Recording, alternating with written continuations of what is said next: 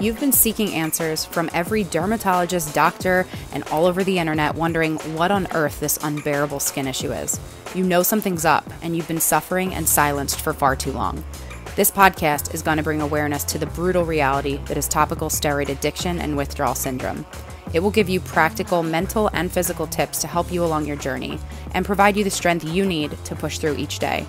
You'll hear from real people battling this illness, as well as experts in the field, and I'm also going to share with you what's happening as I battle and conquer TSW. You are not alone, you're not crazy, and you will heal. If there's one thing I know, it's that anyone going through this hell is a warrior. My name is Jennifer Powers, and I welcome you to TSW Journey to Healing.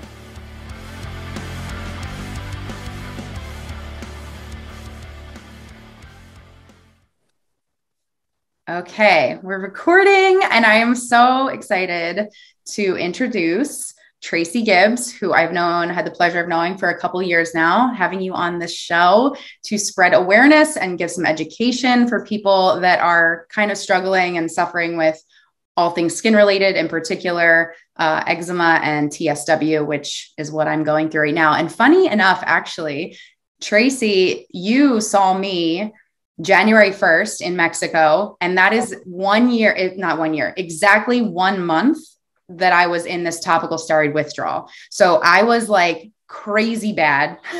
I was flaring up out of control. And you and your amazing wife were just like so supportive and so sweet and giving me so much great advice and suggestions. So before we kind of dive into all that, I would love to turn the microphone over to you. And I know that you probably don't love doing this, but I want you to tell a little bit about your background and brag a little bit to everyone so they can know, the backstory. Yeah, I should have sent you my CV or bio or something so you could do that. I'll just keep it brief then. I'm a pharmacognosist.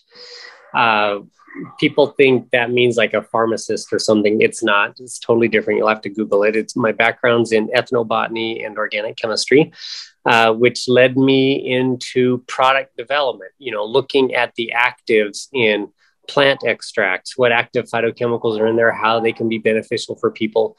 And so I've been formulating OTC drugs, dietary supplements, skincare and hair care products for coming up on 28 years now. Products and formulas that I've developed have sold plus $3.5–4 billion throughout my career. Some name brands that are out there and worked with some large companies. I've been with one particular company though for the last 5 years now. I really enjoy it here. But let me think, what else? I guess that's it. Yeah. You've formulated, thousands of products on the market, right? Over 1,000. I don't think thousands. So I've been numbering my formula, and I didn't even number my formulas until 1997.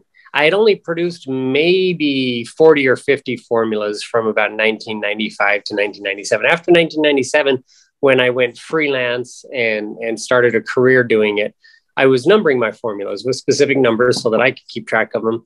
And I'm in the 1200s right now. I think the last one I did was like 1248 or something. So yeah, well over 1,000. What would you say has been your biggest accomplishment to date? Professionally, I was going to say personally, I've got the most beautiful little 5-year-old girl. It's amazing that we made her, Oh, I love that. She's such a doll. But professionally, so just last year I was given an award in the top 100 most influential scientists in the nutraceutical or the health field. So that was kind of cool to be given that award. And it was with, our advanced delivery technology, some of the nanotech and liposomal products that I've been working on. Awesome. So that was kind of a highlight to be considered an influencer in the industry. So yeah, I'd say so. That's pretty huge. I didn't know about that. Congratulations. That's awesome. Thank you. So awesome. Yeah. So, okay. So let's get into it. So my backstory a little bit. People that are listening or tuning in right now might not know it, but I was officially diagnosed at age 2 with eczema, atopic dermatitis. I'm pretty sure that I was born with it, but you find out and then you go and officially get the diagnosis, and immediately started non-steroidal and steroidal corticosteroids. I'm 35. So from 2 to 35 on and off, oral, topical, all of it. And, there's so little information about the long-term extended use of steroids. And now, unfortunately, I am suffering so badly because of all those consequences. But you're a dad, you just brought up, you're a beautiful little 5-year-old. When you're a parent, you just want to do everything in your power to take away the pain or the suffering from your child. Knowing what you know about nutrition, supplementation, just being healthy, if one of your children, or if you were to give advice to a parent that has a child on how to keep their child safe or healthy from the inside out, as opposed to, again, we're always putting creams, lotions, and potions on, just not really fixing the core issues inside that are going on. What would you say, or what would you suggest for a parent that's having a child go through something like that? Yeah. I mean, first and foremost, you have to look at what medicine, and when I say medicine, I mean our traditional Western medicine, like our AMA doctors, right? Their specialty is for treating acute problems. Acute meaning active, pain, injuries, bleeding, trauma events. And they are miracle workers at that. If you are in a car crash and you're bleeding out, you bet, get the ambulance, rush to the hospital. If you're shot, you can even get like shot in the heart nowadays. And if you're close enough to a hospital, you're going to live. It's crazy what these doctors can do. So kudos to them. But unfortunately, so many of our conditions are not acute, they're degenerative. And the problem is doctors use acute treatments for degenerative conditions. You getting steroids is an acute treatment. It's reduce that inflammation, get the body back into balance ASAP, because there's a problem going on. For example, like if you're stung by a bee or something and you need to get that swelling down, especially if it's like in the throat or on the tongue or something, and you're going to choke to death from the swelling, then yes, use a steroidal treatment. But to do that long term is actually very detrimental. And so my advice would be, first, match the treatment with the condition.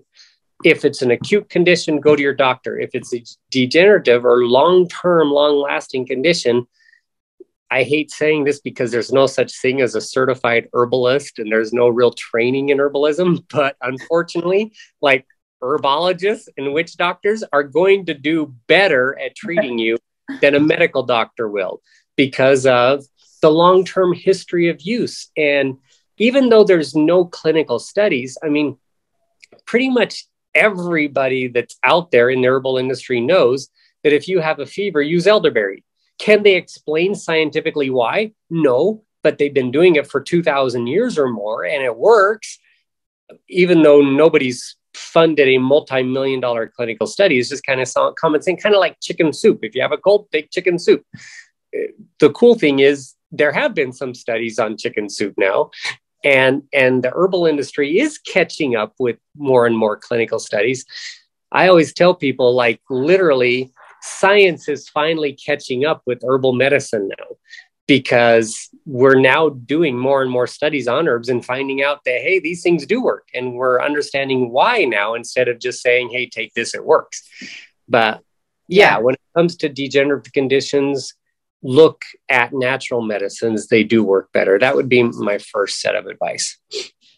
Yeah, I agree with that. And I think, I don't know if you agree, but I mean, as when you're a parent, you're just looking for something really quick because you're desperate. The thought of having to do your own research and go and scour the internet and look all over the web and ask people, it sometimes feels like a daunting task, and you want something really quickly, but then you're risking, right? Like your child having long-term effects down the road from something. And like, that's with anything. That's with Tylenol. That's with any over-the-counter kind of medicine. You really do need to take matters in your own hands. And what this taught me is, like, nobody is going to care more about my health and well-being more than me. So I'm just a number to a doctor, and there's nothing wrong with that. That's their job. I don't expect them to like care, me being number one in their life. But so that's why I think when parents can kind of just do a little bit more research and see what else is out there, as opposed to just getting your first opinion and just going with it.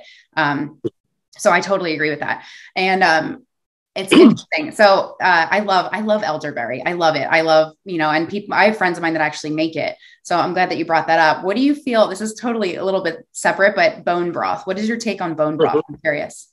Yeah. So bone broth, again, if you look at joint care, flexibility, things like that. I mean, bone broth has these ingredients in it that you will recognize when I say, because they're sold in your major big box stores in capsule form and whatnot. But glucosamine and chondroitin, those are found in bone broth soup. So even though you're not hearing these technical words like glucosamine, kind of a word that everybody I think knows. I mean, it's a big selling product in your big box stores for joint health and joint care. There are ways to get these nutrients without having to go buy a supplement. And oxtail soup is another one of those. But my grandma used to take the knees of cows and you just plop them in the pot and you're simmering them for like 12 hours. And yeah, she'd add carrots and celery and some salt and things to make it a soup. But just the fact that you were soaking that entire huge cow joint, you're extracting those active ingredients, the glucosamine, the chondroitin, the collagen that's found in the joints. All of that's beneficial for joint health. So doing that excessively when you have a painful joint condition is beneficial. But even doing that once a week is a maintenance thing. Hey, I'm going to have bone broth soup today or something once a week can help somebody in their 30s and 40s avoid having joint problems in their 50s and 60s. That's a really good point. So somebody, I understand you're not a dermatologist, but you obviously know a thing or two about nutrition and health and wellness in general. Somebody that has, and from our text messages when I was desperate being like, can I try this? Can I do this for my eczema, for my TSW? And you've just been like so helpful with that. What you know about eczema as a skin condition, what would you, from a supplementation or even a food nutrition standpoint, what are some things that you would say to somebody to absolutely avoid and then also absolutely include in their diet and their routine? Yeah. Well, I always start with the educational aspect so they know what I'm talking about. Your skin is your largest elimination organ. You have in your body an elimination system, and that system works together. That elimination system includes your skin, lungs, liver, colon, and kidneys.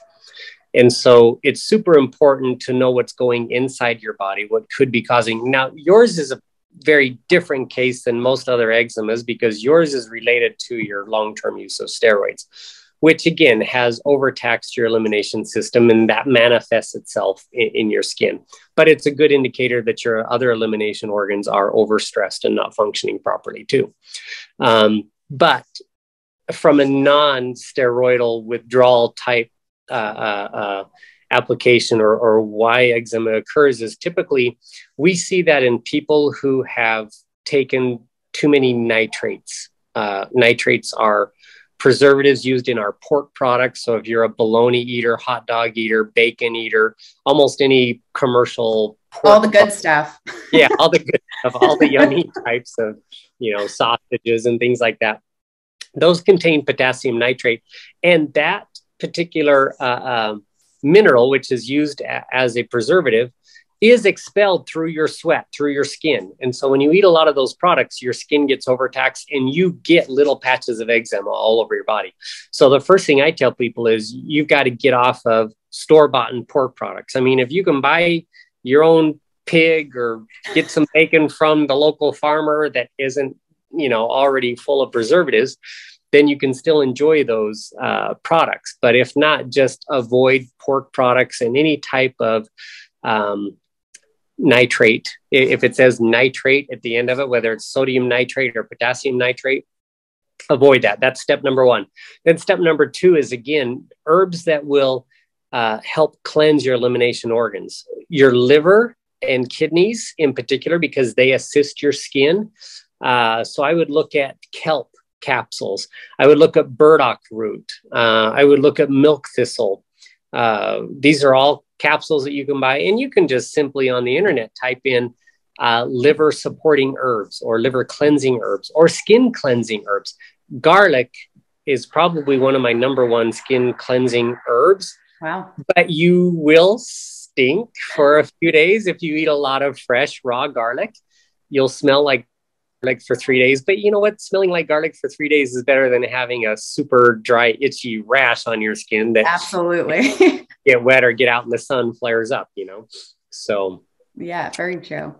That would be it. Get rid of nitrates and then start taking a whole bunch. And you can incorporate these herbs into your food, or you can take them in capsule form as long as they're manufactured well, like they have a GMP seal on the bottle, good manufacturing practice seal, or it contains a standardized amount of active ingredients. So look for standardized herbs if you're buying it in capsule form.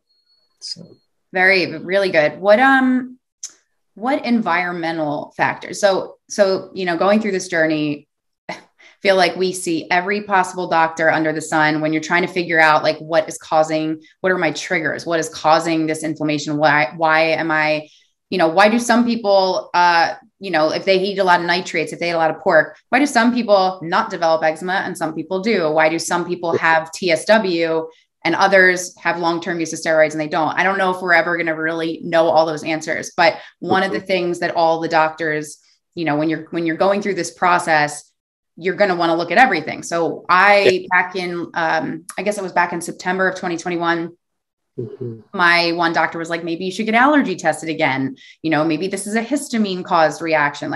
So you go down the rabbit hole, you do all the different tests and all the different things. But there's, in my own research and talking to the community and the people that are suffering with what I'm suffering with, there's all these environmental factors that people are saying to look into, things like avoiding other synthetic kind of fabrics and sticking with cotton, or looking at your laundry detergent, making sure that that's all natural and stuff. What, to your knowledge, or what would you suggest, if anything, are the environmental factors to kind of look out for? Well, in starting even before the environmental factors, you have to look at epigenetic factors. Some people are born with not very healthy livers, kidneys, or skin, part of their elimination system, right? And those people, combined with those environmental factors, because other people might have the same environmental factors you have, right? They're buying polyester clothing, they're using the same detergents, and they may have the exact same, been on steroids forever, but somebody like you might develop this eczema problem while others may not. And it stems right back to, I'm not going to say genetics because genetics is the wrong word. It's epigenetics. It's what your ancestors passed on to you that caused these genetic weaknesses that, by the way, you during your lifetime can fix. And it's by fixing epigenetics is mostly environment, right? So the things that you already mentioned, yes, look at linen, look at cotton, look at hemp-based clothing to allow your skin to be able to breathe. Avoid overexposure to the sun. You've probably experienced this already, but if you go lay out in the sun for too long and you're doing the wrong other things, you're going to have an outbreak. And this makes it worse. I'm not going to say don't get out often, because you do, but overexposure is a bad thing. And definitely look at the things that you are doing on a daily basis, especially your water. Are you drinking clean, pure water? Are you breathing clean, pure air? Are you using toothpaste and deodorants and skincare and hair care products that contain sulfates like sodium lauryl sulfate, your sodium fluoryl monophosphate, what we call fluoride in toothpaste? It's not really fluoride. It's a chemical. Read your toothpaste label. Nowhere on that label is it going to say fluoride. It says sodium monofluoryl phosphate, which is a derivative. It's a chemical derivative. So avoiding chemicals in our foods like preservatives, avoiding petroleum-based clothing, avoiding chemicals in our food, because you have a genetically prone, weaker, not just immune system, but elimination system than another person, means you have to be extra careful about what you're putting on your body and what you're putting in your body. That makes so much sense. So the toothpaste and the shampoos and things, that makes a lot of sense for somebody like me. I'm just curious, is that something that you, even though you don't have the same issue, you don't have eczema, is that something that you also still live by, or do you not worry about that really necessarily? No, I live by that. And it's a step-by-step process. For example, I stopped using aluminum-based deodorants and polyethylene glycol-based deodorants back in my late 20s. Mm-hmm. I completely switched toothpaste about a year and a half later. So by 30, I finally, as I got more financially secure, invested in an in-home water purification system. So the water that I drink on a daily basis is clean now. It was only about 5 years ago that we bought this great HEPA filtration system for our home. So again, good health is what you do most of the time, not some of the time, right? Right. So I look at where I'm at most of the time. Most of the time, if you look at your life in total, 24 hours, I spend most of the time at home. Doesn't mean I'm a homebody. It means that I'm sleeping in my home for 8 hours, 8 of those 24 hours. And I get home from work at about 5 p.m. or so. So there's another 8 hours that I'm home. And then I wake up in my home in the morning and spend about an hour at my home before I leave for work. So I'm only, of those 24 hours, 8 hours outside of the home, most likely. So I invested in a home air purification system so that I'm breathing clean air while I'm at home, drinking clean water while I'm at home.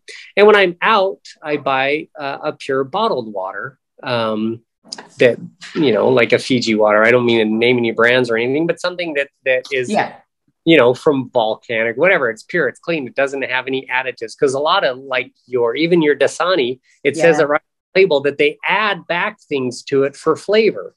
I'm like, okay, well, water's not supposed to taste like anything. So obviously water sucks to begin with if you have to add something to, you know, like calcium and sodium and things like that, if you're adding that back. So that's what I tell people is look at what they do most of the time and then make those changes. Obviously, we wear clothing 24/7 pretty much, except when you're sleeping sometimes. But either way, so look at your clothing. Start with that. You wear deodorant most of the time. So look at that. You're brushing your teeth 3 times a day or so. So look at that. You know, what do you do daily? If I want to eat a dessert once a week, I don't think anything of that. You probably seen me. I'll shove a cheesecake into my, you know, but I only do that once a week. Maybe it's not a daily thing. So so it's just like creating those healthy habits and paying more attention to the things that you would otherwise overlook. So I think that's awesome advice. What, you know, I know it's like not a nutritionist conversation really, but what do you feel of the skin? There's so much talk about avoiding dairy, avoiding gluten. You know, there's so many different things that people have all these elimination diets and all these crazy things. I personally, it's so overwhelming to me and it causes so much stress. And when I get stressed, my flares get crazy. So, you know, there's so many people I've had on the show. I've had nutritional therapists. I've had so many people give their opinion. It's interesting because so many people, like there's no one size fits all. There can be 10 of us that have the same exact symptoms going through the same thing at the same time. And this one cuts dairy and they see tremendous results. This one does, and they don't see any change. So what would you say to that? Like to those kind of not fad diets, but those, you know, elimination diets, things that are suggested for skin? Yeah, first and foremost, I never do extremes because actually diets should be an expansionist type diet, not a limitation type diet. We are, after all, again, get right to the basics. What are humans? Are we carnivores? Are we herbivores? No, we're omnivores, which means we should be eating a wide variety of things. And if you want to look at like paleo diets, they're so, because people think of paleo as like eating a bunch of meat. And I'm sorry, but I've been one of those guys where I'm just dropped off in the woods and have nothing except, you know, a stick and a pocket knife to go live the paleo lifestyle. And the last thing you can catch is like meat. Like, have you ever tried catching a squirrel? It's freaking hard. Okay? Catching a fish or something without a fishing pole. We're hunter-gatherers. We're mostly gatherers, with hunting being the hard part, unless you have a group, right? So a paleo diet, a true paleo diet is like we were gathering roots and nuts and leaves and stems, and we were eating all that stuff, anything that we could get our fingers on. And then occasionally, if we got freaking lucky, we caught a fish or something, right? That's a true, if you want to go back to the Paleolithic period and see how humans lived. That's how they lived. They were gatherers primarily, with hunting being a group event and an occasional event as migration happened and whatnot. Anyway, that's getting way off course. But what I'm trying to say is, first look at the genetic factors. And then I also look at, what are we as human beings? We're the only mammal on this planet that drinks the lactation byproduct of another mammal into adulthood. That's super weird for me from a scientific standpoint. You don't see gorillas sucking on elephants' teats. It's true. Or whatever. It just doesn't happen. So I think milk and dairy is great for infants and 2-year-olds when they're producing a lot of these lactose digestive enzymes, what's called lactase, to break those down. But after you have weaned yourself, can you still hear me? I can hear you. I just can't. I lost the video, but that's okay. Yeah.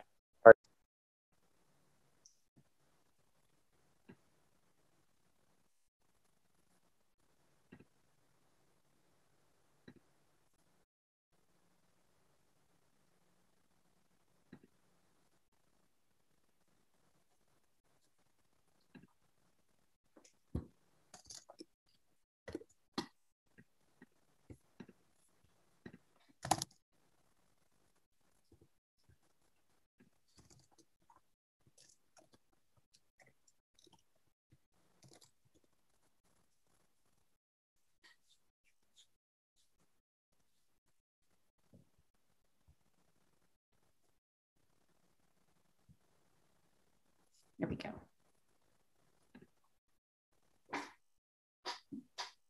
Hey. Sorry about that. That's okay. I thought I had my phone on Do Not Disturb and somebody called and it totally dropped the Zoom and went totally fine. Anyway, so yeah, I don't want to be an extremist by any means, but I also want to look at what's healthy for our bodies and what's not. And we all know that eating too many potato chips and stuff is not natural. Humans have only been doing that for the last 40 or 50 years. It's not in our genetic makeup. Eating a ton of dairy products that have been processed. So our laws have been established to where we have to pasteurize dairy. If we didn't have to pasteurize it and the dairy had those live enzymes in it and probiotics that we're supposed to have, it would be fine. And it has been traditionally fine for a couple thousand years since we've domesticated cattle. But nowadays, you have to pasteurize everything. And by pasteurizing it, you kill all the enzymes. So it's no longer a live, edible food for humans. It's very taxing on our digestive systems. Gluten is very taxing on our digestive systems. They've done testing on, for example, they found that grain in Egypt, right? That was like 2,000 years old. I think it was called spelt or something like that. It's like wheat from 2,000 years ago.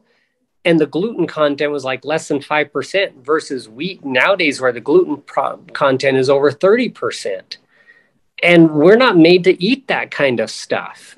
Genetically, our bodies aren't adapting fast enough. I think they eventually will. I think 1,000 years from now, everybody's going to be able to handle gluten. But the problem is genetically modifying food is happening at a faster rate than our genetics can keep up with that. So it's not good for us anymore. So I don't mean to be an extremist, but look, start with the basics, start with what you do every day, and then incorporate other things. For example, I don't do dairy unless it's live, like it's got enzymes and probiotics. Like I really love those real fermented cheeses. And yeah, they're like $12 for a few slices. They're so good. That's when I do dairy. I don't do milk ever. It's just gross. I don't even cook with it. I do milk substitutes, oat milk, almond milk, things like that. So yeah, you just have to look at what is true nutrition. It's not food in a package. It's not food that's been cooked to death. I shop mostly in the produce section, in the deli section, things like that, where the foods are fresher and whatnot. So I think that is a very good advice. So you mentioned in the very beginning that you've done so much, and now you are really excited and been focusing on the supplementation and the science and what's been created. So if you were to say, I don't want to make you pick like a certain number, but if you're on a budget, or if you are a parent, or you're the person that has eczema or TSW, what would be your top like 5 or 6, or what would be your top suggestions for supplementing or supplementation? And then why would you recommend the ones specifically that you do?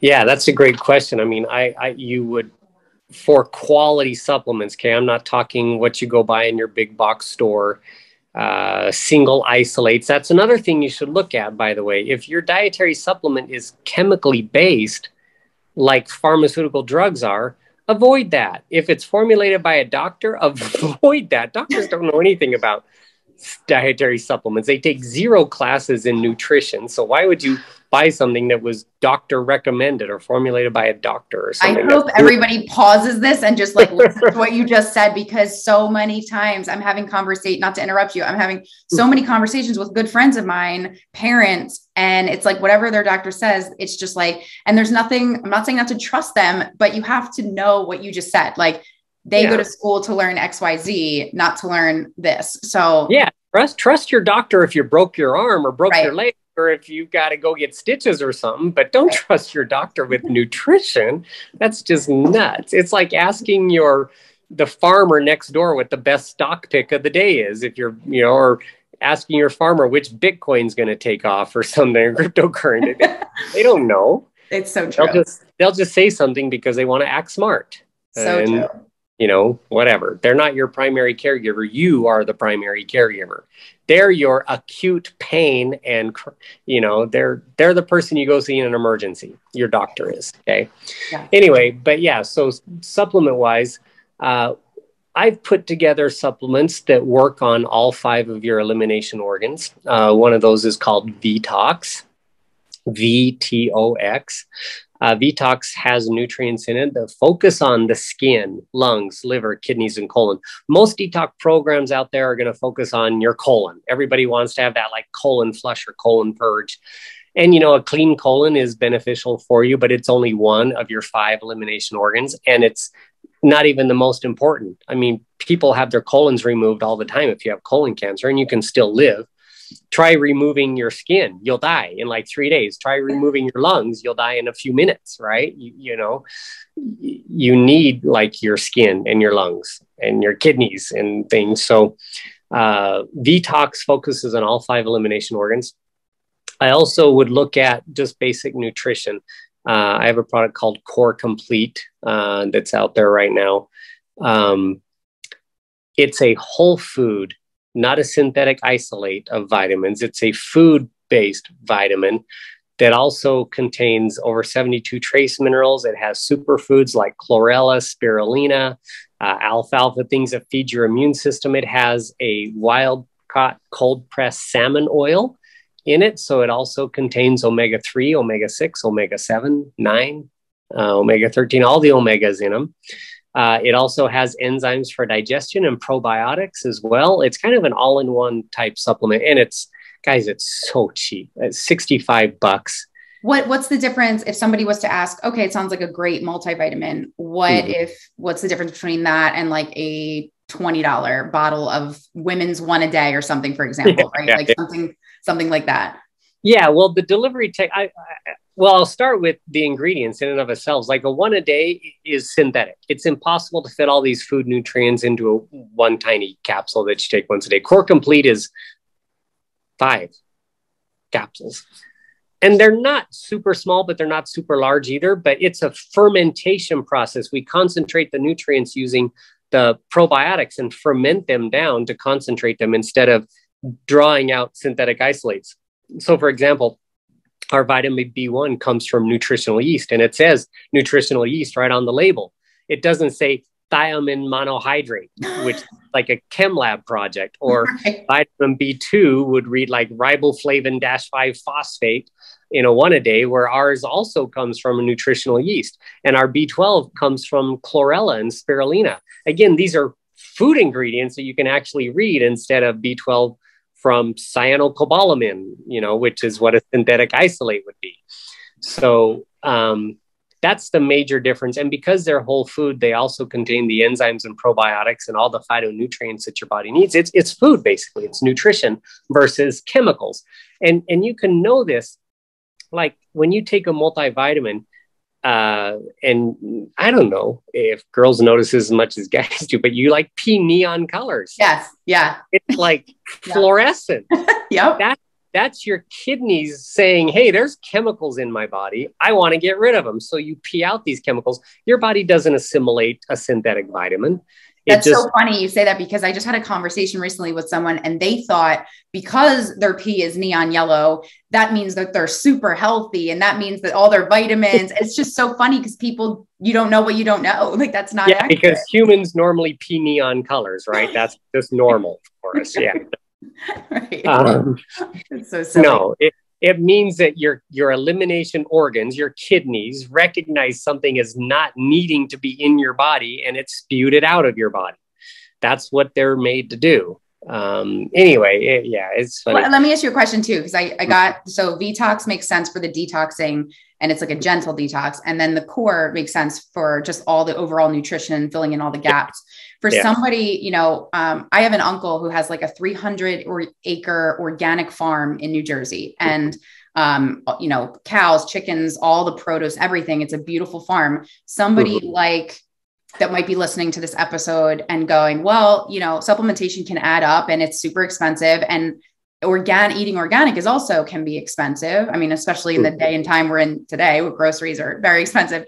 But what would you say to someone's argument that they were like, well, I don't believe in supplementation. I believe in eating whole food, actual foods, organic foods. And if I do that well enough, I shouldn't need to supplement.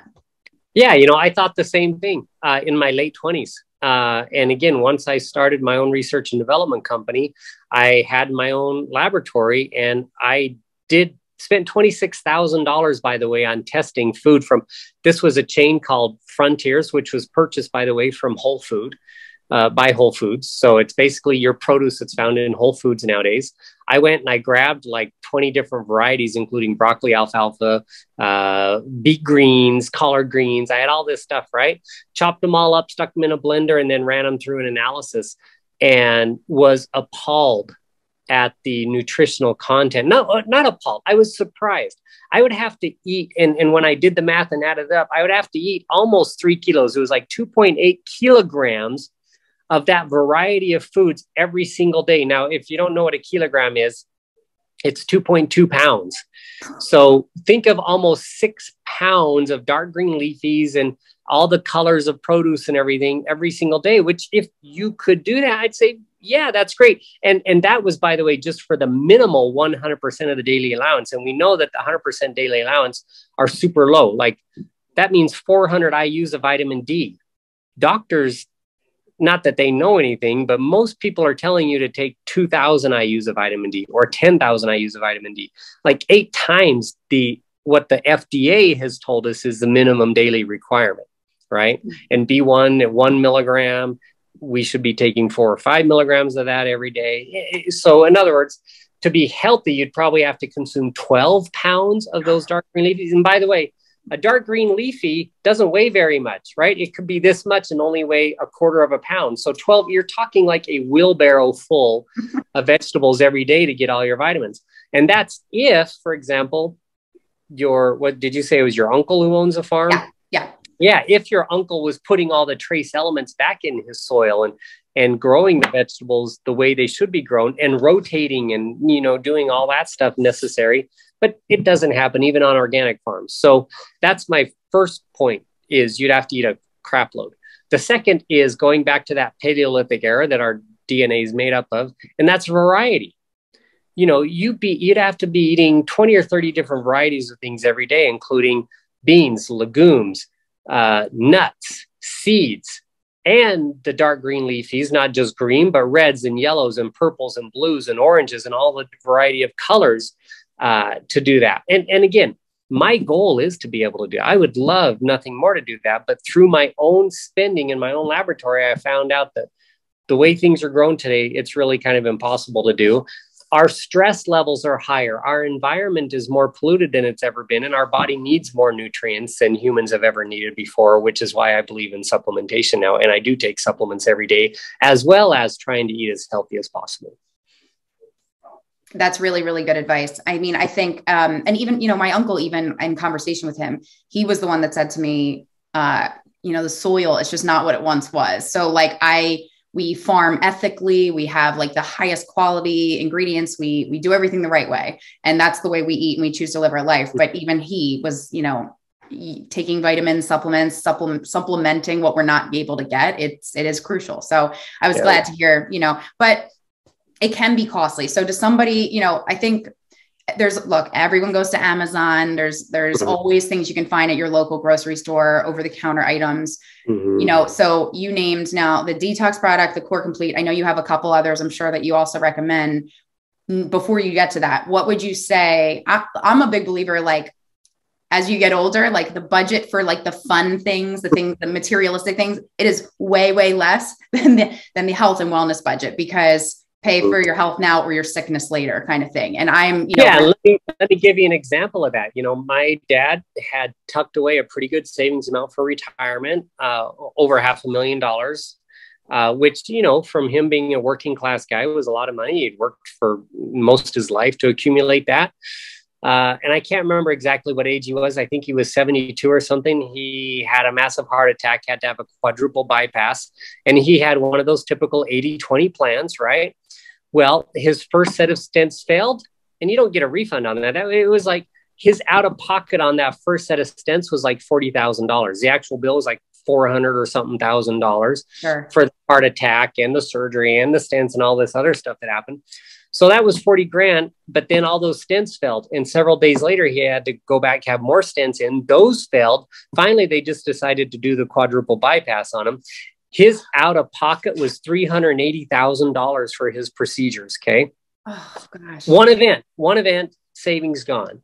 Now, I'm not saying or suggesting that, oh yeah, he totally could have prevented that. But look, heart disease is pretty much preventable. We know it's our diets and our lifestyles. And my dad was a meat and potatoes kind of cowboy that ate that way. You know, bacon grease and greasy steaks every day and potatoes with butter lathered all. I mean, that was my dad's diet. And he loved that. And I'm not going to say that he needed to change. He's one of those old school type of people. We're not. We're a different generation. We know what's healthy for us. We know what we should be doing.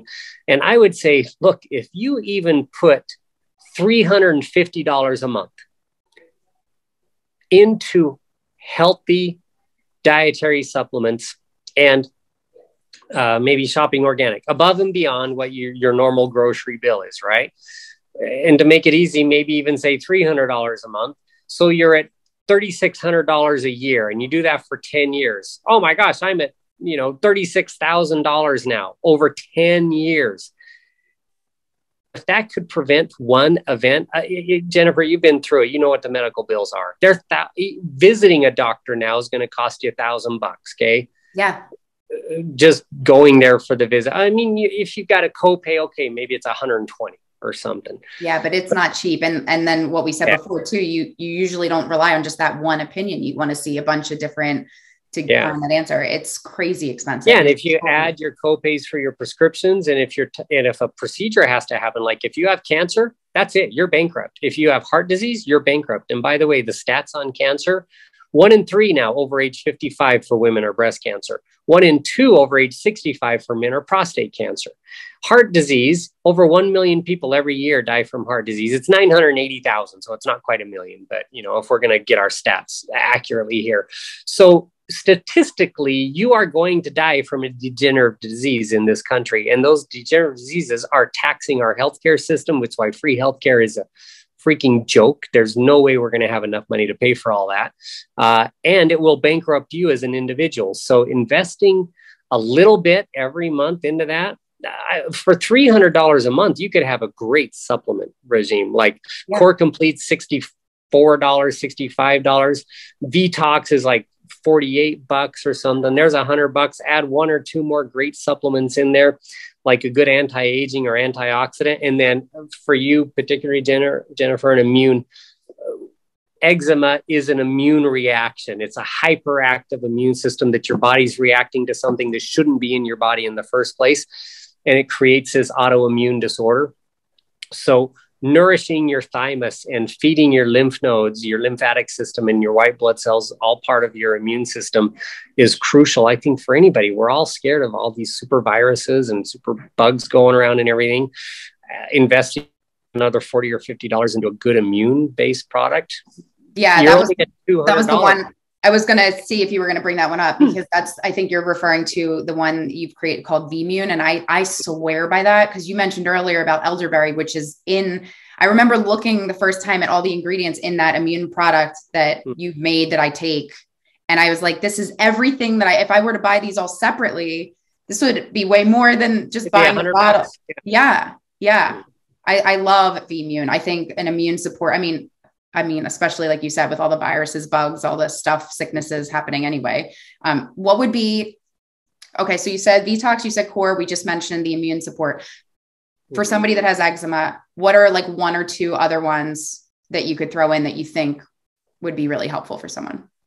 Well, the Vtox and V-Mune are going to be your key. That's really what's going to help reduce the inflammation, reduce the events, help purify your elimination organs so they're not reacting to everything that goes on. Core Complete's going to be your basic nutrition. I would look at something like our Collagen or the Eternal. We have a product called Collagen, or we've got one called Eternal, which will help heal the skin once you've had those major itchy outbreaks and everything.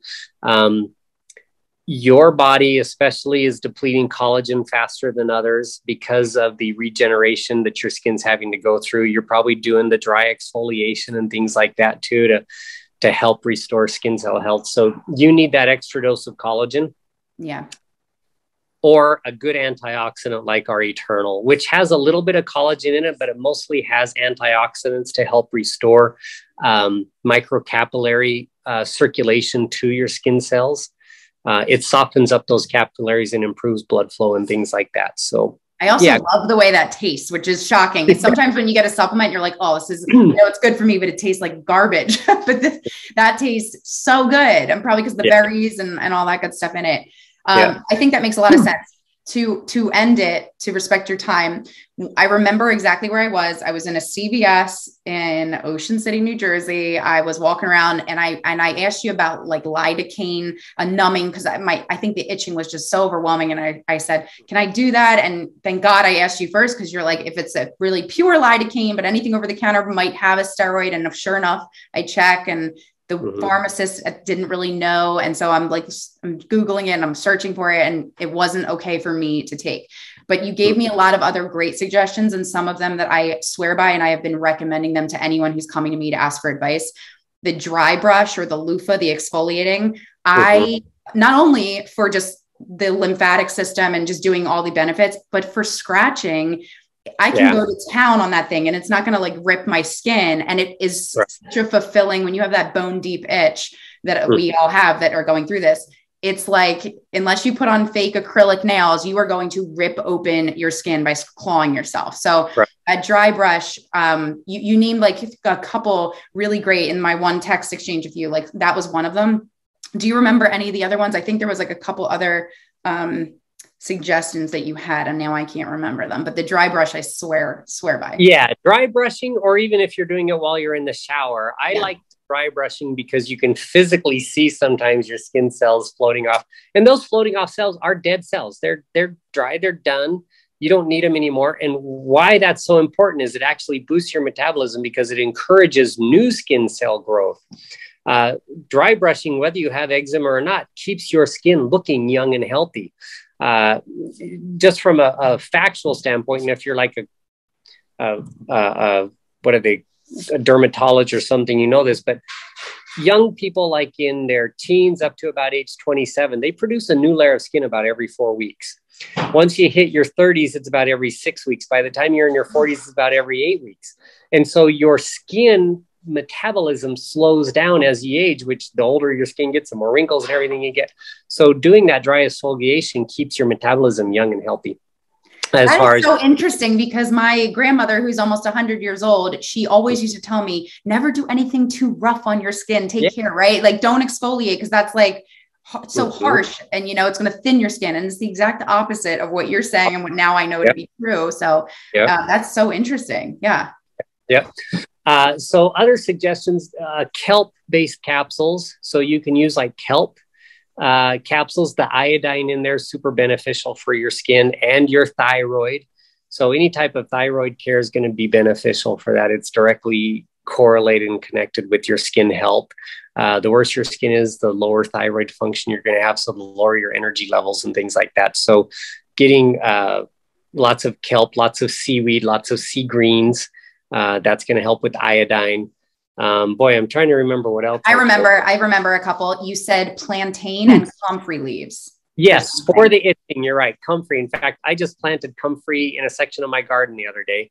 I love it. It's great for bone breaks, for bruises, for injuries. You make a poultice out of that, or you can use MCT, or a coconut oil and grind up the comfrey and mix it with the coconut oil and rub it over your skin, and lavender. So comfrey, lavender, and plantain are great for itching. So for those, because I remember you said that. And so I went to Whole Foods, or I bought it on Amazon, actually, I think. And it came in the bag and they were just like loose, like leaves. Right. So I remember trying to like put a couple of the lavender leaves in a bathtub when I was able to like tolerate water before it got like too bad. So for someone, let's just say right now, my forearms are driving me crazy. My wrists are so itchy. So with those 3 ingredients, what would you suggest that somebody do with them? The best thing to do would be to stick them in a jar of olive oil for like 3 weeks. So prepare this. Okay.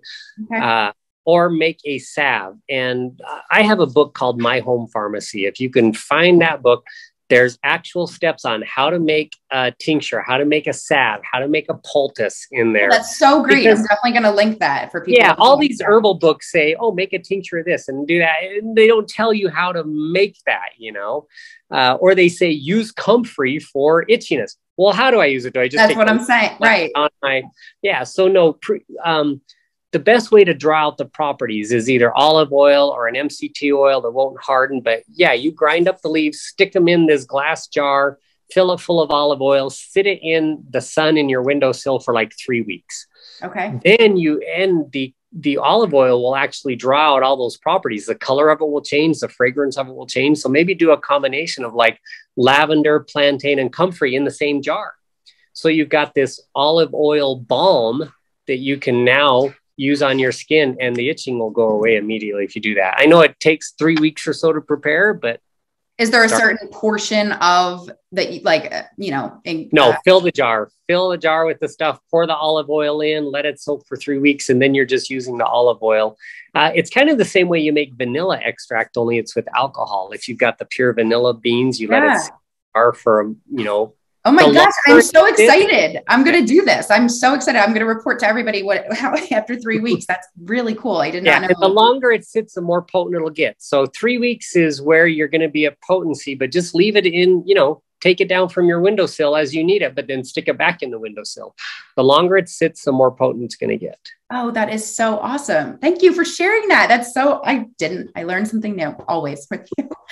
Oh, thank you so much. You've been, oh my gosh, you and your wife have been so incredibly helpful for me going through this nightmare of a situation. So I will link in the show notes of this episode every single thing we discussed so people can get resources and also check out your book. Is it on Amazon? Do you know if it's on Amazon? It's on Amazon. Yeah. For some reason, I saw somebody selling one for like over $100 one time. And I'm like, it's nuts. It should be a $10 to $15 book somewhere. Okay, perfect. Well, I will find that. And then, thank you. I mean, you're just such a valuable resource. And I'm just so glad that I've met you and that you can give me this help. And now we can share it with everybody else. So thank you so much. I so appreciate you. Good luck. Hope thank you. Things work out for you. Thanks, Tracy.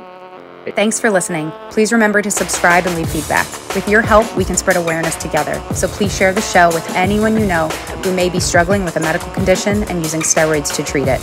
And be sure to check out the blog for helpful resources to aid you along your TSW journey at tswjourneytohealing.com.